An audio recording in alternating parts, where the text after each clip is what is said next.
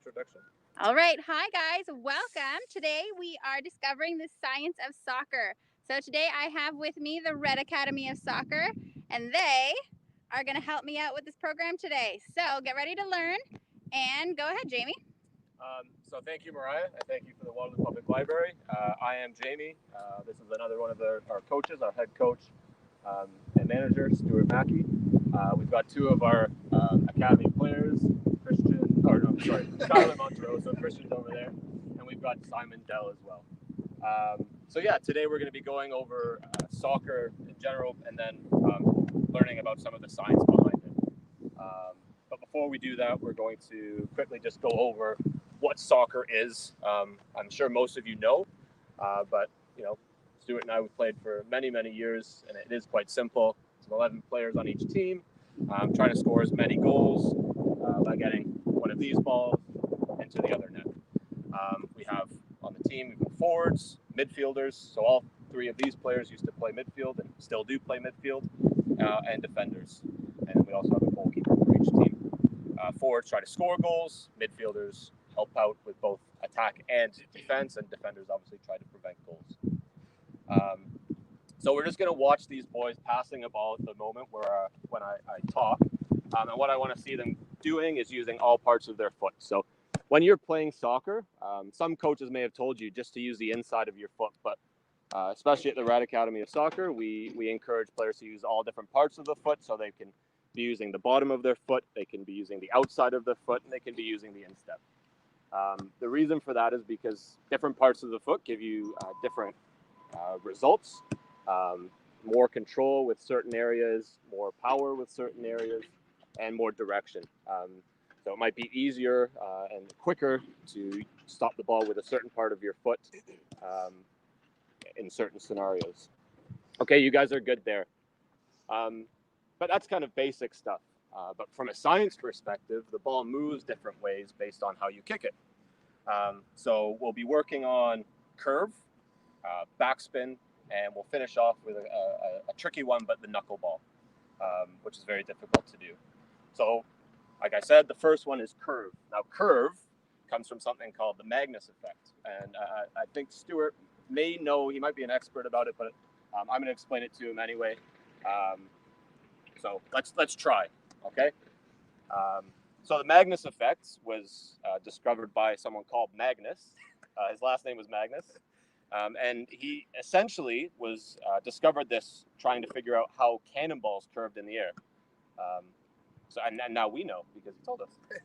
So the Magnus effect, if you bring the camera in down here, Mariah, is a result of a player hitting the ball on the side and causing the ball to spin. Now, what will happen is when the player comes across the ball here and causes it to spin this way, the ball will also start moving in this direction. Now, when that happens, air is moving at the ball in an opposite direction. So as the ball moves this way, air moves this way. Okay, do we all follow so far? So far, yes, sir. So if the ball was completely straight, or it kicks completely straight, air would move around the ball evenly. But when the ball is spinning this way, air will move around the ball in a different way. So as the ball is turning this way and air comes at the ball here, the friction of the ball will stop the air from going around the ball. So air stops on this side, whereas the ball moving around this way will pull the air around and curve around the ball. So the third law of Newton was, do any of you guys know? I know Simon just came for a science lesson or a physics lesson. I thought I knew the third law. I only know the first and second, but not the third. You don't know the third? So I think I forgot the third. The third law is every action is an equal and opposite reaction. You did know that, Simon? We've heard that one. We've heard it. You did come from a physics lesson just now, though, didn't you? Yeah, I did. Oh, okay. It's only week 2, only the first and second law. Yeah. So as the air moves around the ball this way, Newton's third law, every action has an equal and opposite reaction. Air moves around this way, the ball will start to curve this way. Okay? So, just to recap, if we come across the ball here and it causes it to spin, the ball will start to arc this way and curve around this way because of the air movements around the ball. So we're going to get Simon and Kyler in here to just do a quick demonstration. So what I want you guys to do is grab a ball and we're going to come around about here. And I want to see if with your instep for now, if you can hit the ball around the one post and into the back net. So Mariah, if you come around here with the camera, and just so you can point the ball here for them to see. So Simon, do you want to go first? You can pick any one of the balls, whichever one you feel is the most appropriate. Just touch on black and wind. Yeah. I'll go over that. Okay. You got it down, yeah. Okay, so if you come around here, Mariah, just so it's a curve it around the orange cone or orange net into the back one. It's quite a good one. Kyler, do you think you can do any better?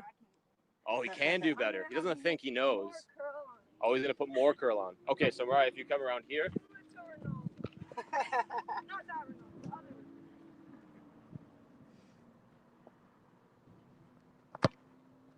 Oh, that's a great shot, Kyler. That's brilliant.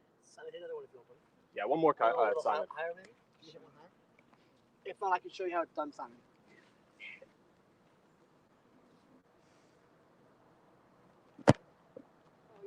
Oh, unlucky. Took a tough bounce at the end. Pushed it back the other way. So, but Stuart, can you remind me who your favorite soccer player of all time is? My favorite player was is David. Well, other than Jamie, of course, was David Beckham. And he was a terrific passer of the ball, but also his free kicks made him famous around the world. And he scored tons of free kicks for Man United, for Real Madrid, for England, and when he went to LA Galaxy as well.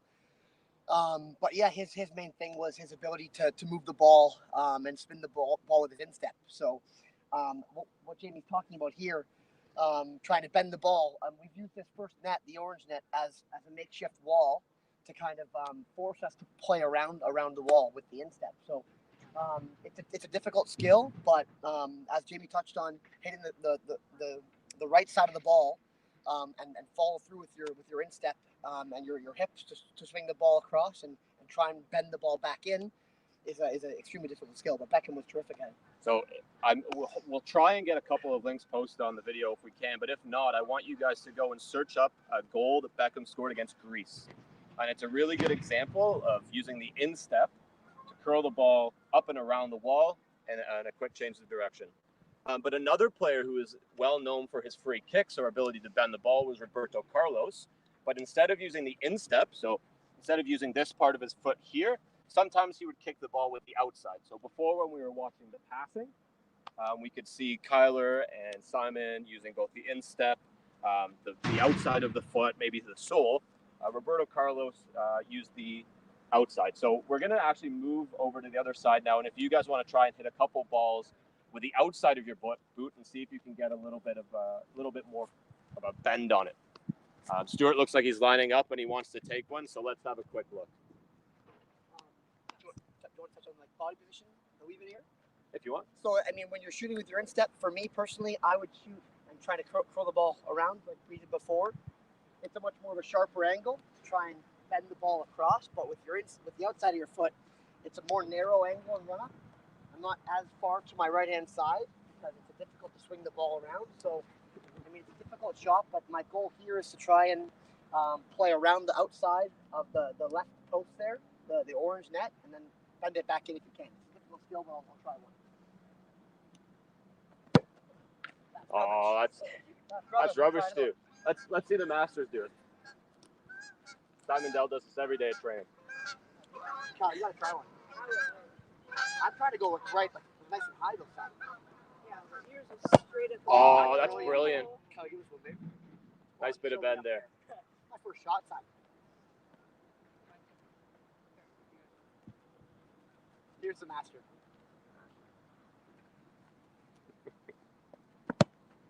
Unlucky. I'm trying one more. If that was a shot on the orange net, that was brilliant. Yeah, it was. I thought that's what we were shooting at. Oh, okay.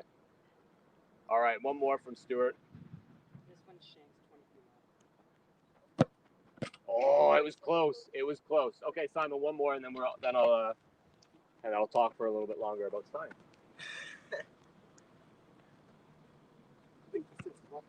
It is a. Oh, unlucky. Got a little bit of bend on there. That was not too bad. Okay, so like I said, Roberto Carlos was well known for this. So the two goals that I want you guys to go look up to see this effect was his free kick goal against France, where he scored from this angle, where Stuart is, but he used the left foot, and it really, really bent it around the wall. And the other one that is called the impossible goal that he scored against Tenerife, where he scored from, you see the goal line all the way down there, and they call it the impossible goal. So he hit it with the left foot, and it curved back around and into the net. So those are the two that I want you guys to look at. But like I said before, different parts of the foot cause different movements on the ball depending on how you hit them. But it's all to do with the Magnus effect. So as we see, Stuart's going with the instep there with a little bit of curve, and we just saw the outside of the foot from the other two boys. So do you guys, when you were hitting those, did you find it was easier or harder to create curve using the outside or the inside? For me, the outside is harder. The outside's harder? Yeah. Yeah? Just because I have more practice. More practice? Which is a good point. So if you guys want to learn how to do this skill, it's not just about knowing the science. Oh, and you just missed a great goal by Stuart. The camera wasn't on you that time though, Stuart. That's how it goes, buddy. That's how it goes. If you want to get good at these kind of things, you have to learn, you have to practice it, and that's how you're going to become good. So we've talked about curve with the Magnus effect and how the ball pulls to the side, but we're now going to take a quick second to learn about backspin. So if you guys can just move that net a little bit closer in, and I'll talk about backspin quickly. So I'm just going to get one of these balls. Thank you.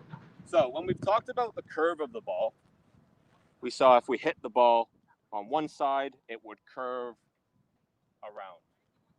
Backspin is when we come around the bottom of the ball, and that will cause the ball to rise.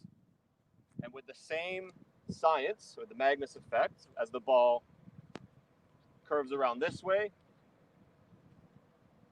the air will stop as it comes down here and will pull around this way, causing the ball to rise. Okay, so if you create backspin, the ball will quickly rise, but because of gravity, the ball will slowly start to slow its descent and it will drop. So instead of pinging a ball, can you knock me one more of those balls, Simon? So instead of hitting a straight ball with our laces, that's going to just kind of go up and then down at an equal rate like this. With backspin, we're going to come underneath the ball and cause it to drop quickly. Okay, so something a little bit, hopefully I can do it like this.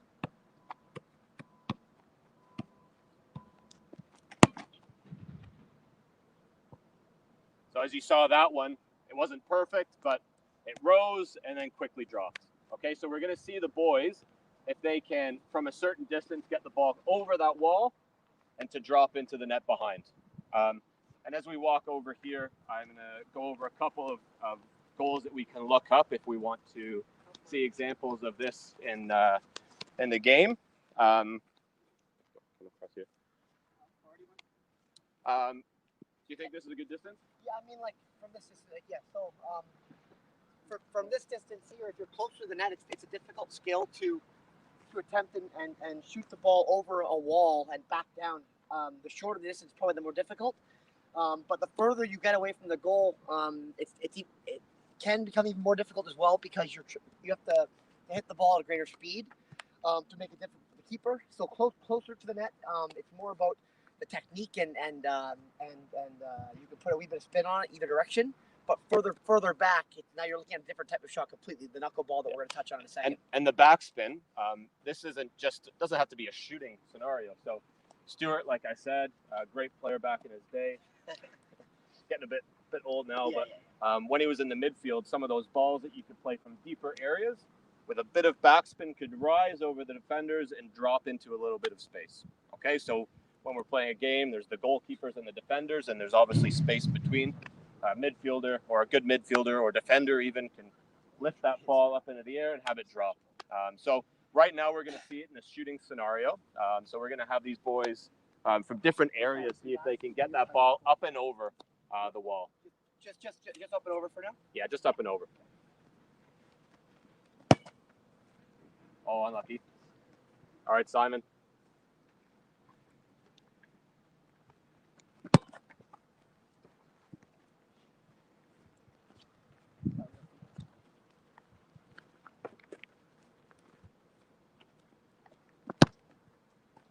So as we can see, it's quite difficult. Go ahead, Stuart. As we can see, it's quite difficult to get just backspin. That's a really good example from Stuart there of mainly backspin. But because of the way we kick the ball, great shot, Simon.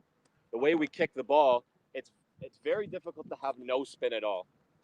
But one example I want you guys to look at is Wayne Rooney's pass to Robin van Persie against Aston Villa.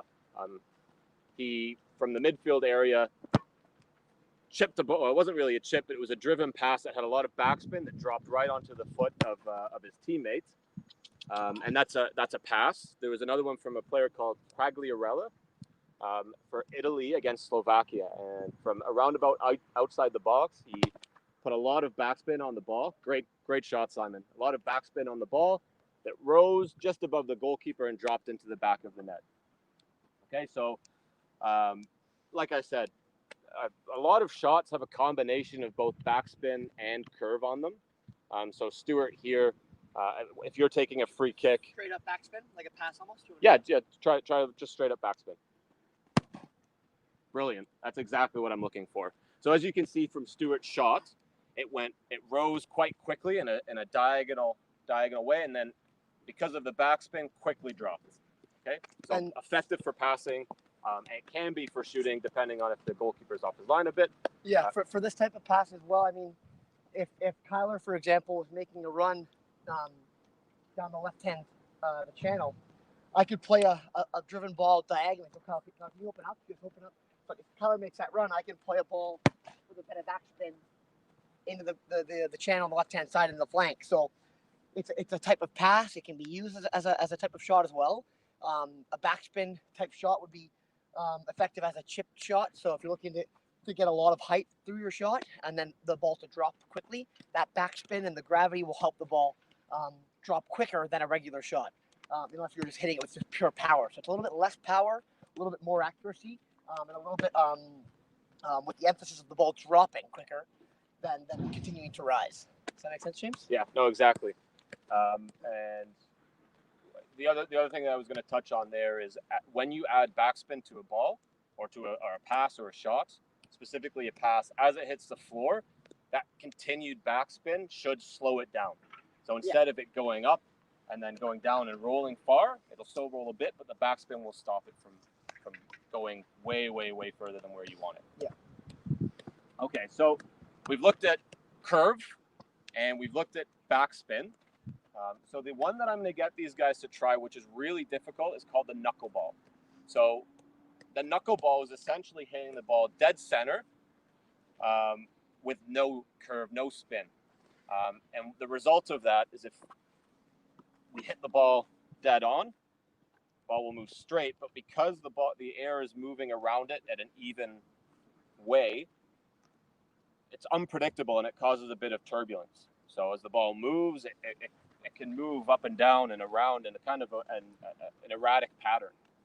So obviously this shot as well is, Jamie mentioned how it's erratic and it's unpredictable.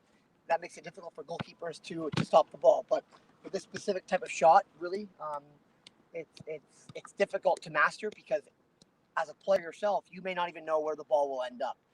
Other factors, including the wind, can affect the ball dramatically. So if I'm running to hit a knuckleball, as we talked about, similar to it, that pass, if I run up a little more dead on, Cristiano Ronaldo is probably the best in the world at a knuckleball. It's difficult to score free kicks with that type of shot, but when you do, the outcome is pretty incredible. So we'll try a couple. I mean, this is not my best skill, but we'll try them. If you come in from behind one, you can see that what your run up, so your body position is more square to the ball, you're more behind the ball. And one thing to note also is your follow through. When I'm shooting the ball with your instep, that curve that Jamie was talking about earlier, my follow through, my body wraps around the ball, and my hips turn to try and spin the ball with my instep. But with this type of knuckleball shot, you're behind the ball, your body's over the ball, because with the pace of the shot, you want to get up and over. Your body's a little more narrow, hips and shoulders over the ball, and then the follow through is very straight on and dead on. So I'll try one, but we'll see that. I'll see. Let's see. Let's make a wee bit of a competition. See what you guys Even can if do. it's rubbish. Oh, that's not bad. It moved a little. Best goal wins. What best goal wins a Mars bar? Okay, Jamie. Okay.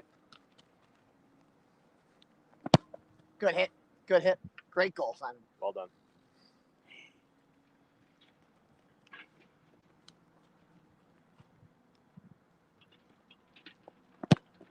Good hit. Little curve on that A little one. curve on it, which isn't bad. Not bad at all. So where's the Mars bar sitting currently? Currently, Simon's getting the Mars bar. Okay. I'm not getting That- You're not getting a Mars bar with that. Still Simon. Come on, lads. We gotta hit one. I plan to. Just not today. I think Mars bar taken away for that one, Simon. Yeah, me too, buddy.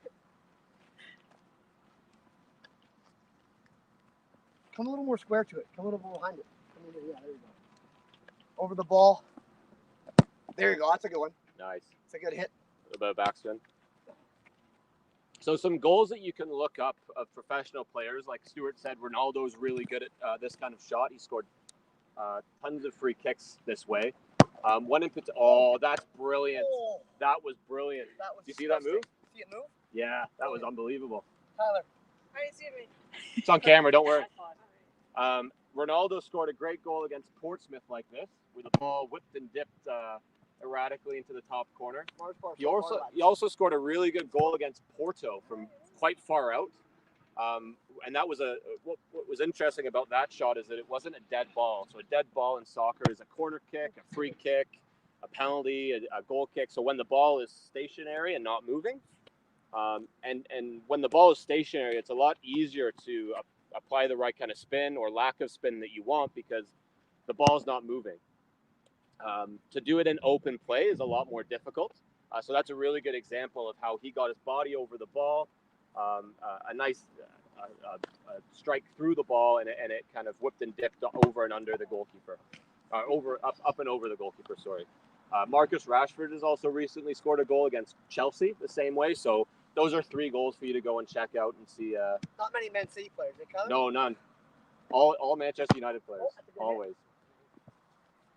So one more from Stuart. Let's see if he can. The last one was brilliant. Let's see if he can get it in the top corner this time.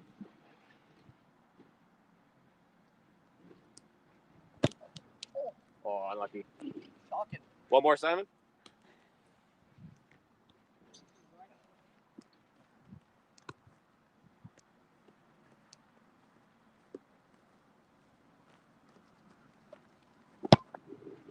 Oh, unlucky. So we've talked about now curve, backspin, the knuckleball, but really it's not just the way that you hit the ball that will determine how the ball moves. So there are many factors. As Stuart has mentioned, wind will affect how the ball moves. If the ball is moving in a certain way, that's going to affect how the air moves around the ball. So the way the Magnus effect works will change as well. The state of the pitch. So if the ball is bobbling, you're going to have a harder time hitting the ball. The amount of power that you put on the ball, the type of foot that or part of the foot that you use will have an effect as well. But even the ball itself. So in 2010, in the 2010 World Cup, Adidas came out with a ball called the Jubilani.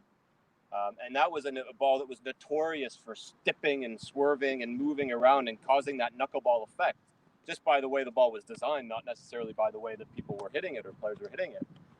10 years later, they came out with the Brazuca for the 2014 World Cup, and that had a more predictable flight path, and scientists put it down to the fact that it had 50% longer seams. So as you can see here in these 2 balls, the seams are quite different. So this one's got more of a hexagonal pattern, whereas this one are kind of, I don't know what you would describe that shape, but it's curvy, nice curvy pattern. Okay, so the design of the ball, the material, this one's a very cushiony ball. This one's much harder. The inflation of the ball, these will all have a factor in how the ball moves in the air, how much curve and pressure you can put on it. or curve and bend that you can put on it.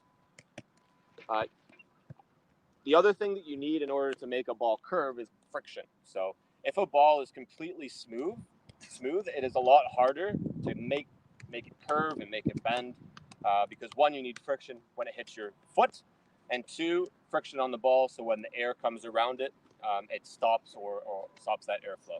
Okay, so a ball with a lot more friction. I don't know if we've got a good example. Does that MLS ball have a nice ribbed pattern on it? Yeah. So as we can see on this one, it's not perfect, but it's a little bit of a rougher texture. And you'll see a lot of the professional balls, they've almost got little rivets and bumps on it, much like what you would see on a golf ball or a glove, or like a golf glove or something like that, you know, a little bit of texture. You've also got on the shoes, there's different parts for friction there as well. So like I said, multiple different factors that affect how a ball moves. Is there anything that you wanted to add there before we get into a little game there, Stuart? No, I think Jamie covered a lot of it. I mean, it's all these 3 or 4 techniques are all very difficult, all very different, clearly, and there's lots of factors that can change the result of the shot or the pass. So it's obviously important to continue to practice all types of the shots and different techniques, and also just get comfortable with your own, because you can watch footage of certain players of Beckham or Ronaldinho or Zidane or these players who are famously terrific at free kicks.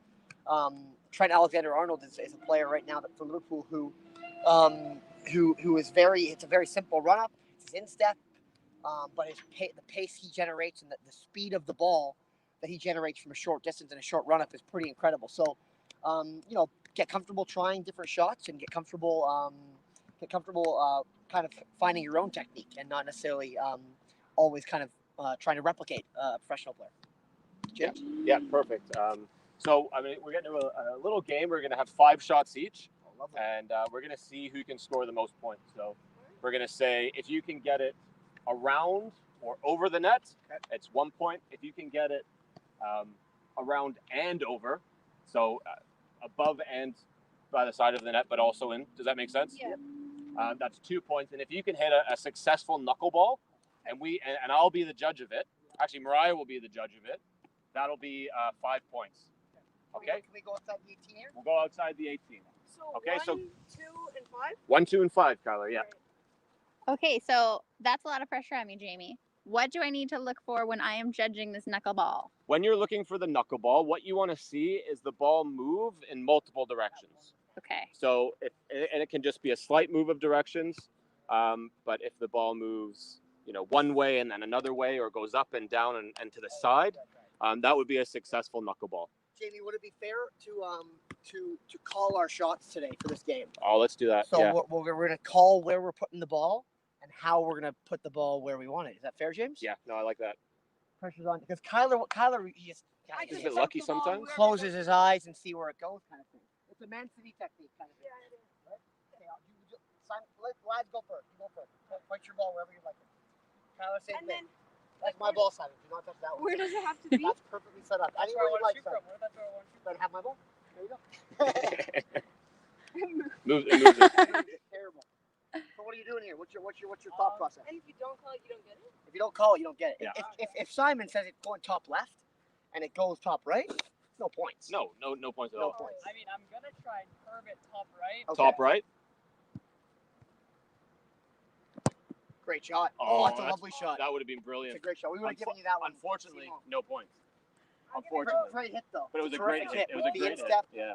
Hey, stop taking my football, son. It's shocking. Where are you going, Kyler? Top right. Top right as well. Oh, I think we give him that one. You got to give it to him. We got to give him that one. Jamie, are you gonna hit a couple, son? I may. If I'm in on this competition. Okay. Stuart, he's a goalie. I know. But he reckons he's a player as well. Okay, so James, I'm gonna go top left here. Top left. Across the keeper. So is there anything different that you need to do with this shot than what Simon and Kyler were doing? In my opinion, if as Simon and Kyler, they went to their right, so their hips stayed a little bit more open, and they guided the ball to the right-hand side and then swing it it back in. For me, if I'm going to my left, I have to close the hips and try and bend the ball back across the frame. That makes sense, Kai?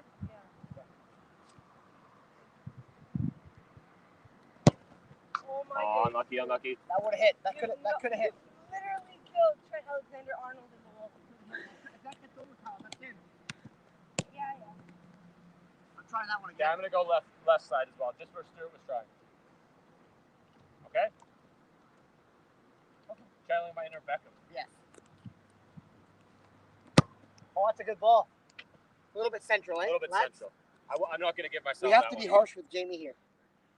I'm now the master of the As the ball head moves, scientist of Red Head Academy of scientist. Soccer, we have to keep things honest here, James. You know what I mean? Try the same shot, left side. Oh, unlucky. Oh, unlucky. Where are you going? Top left? We're all gonna go top left now, right? Yeah, but I'm gonna be the first one to like. So 1 point for Kyler so far only, right? 1 point for Kyler. He's in the lead.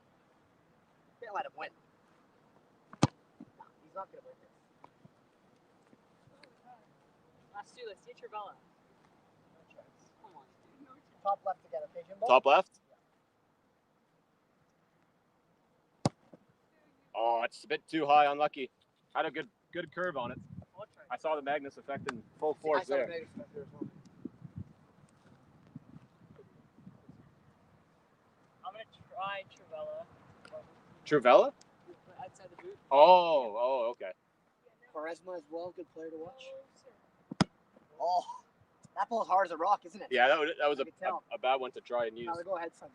It's gonna be a knuckleball into a top left. Oh, here we go. Knuckleball. If you get this one, you win. Yeah. That was so. I heard it, mate. Oh, unlucky. Okay, Jamie, I gotta hit this shot, buddy. Okay, he's got the left foot. Okay, so Kyler's on 1 still. And everyone else on 0. Everybody else on 0. This is not a very high scoring game. Oh, giving you that. Giving you that one. 1-1. -1 for Stu, 1 for me. So the other thing about Kyler is he's a great soccer player, but he reckons that he's a good comedian too. He's got rubbish banter.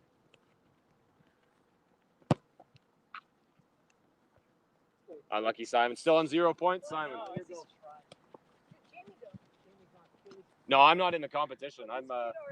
I've already Jamie gave up. The goalie just couldn't take the heat. Oh, come on. I'll go like. I'll go for top right. Top right. Oh, you have to. Oh, not top it up. Are we gonna be harsh on that one? We're gonna be harsh on it. that's Okay, not harsh bad. on that It's one. way too low. Okay, Jimbo, Stuart I'm gonna just go, doesn't want to let anyone else win. Go top right here, okay? Top right. 1-1-0. Oh, That's a shot I was gonna try. James, it would have been a great example of the Magnus effect. nice. Yeah, full force. Yeah.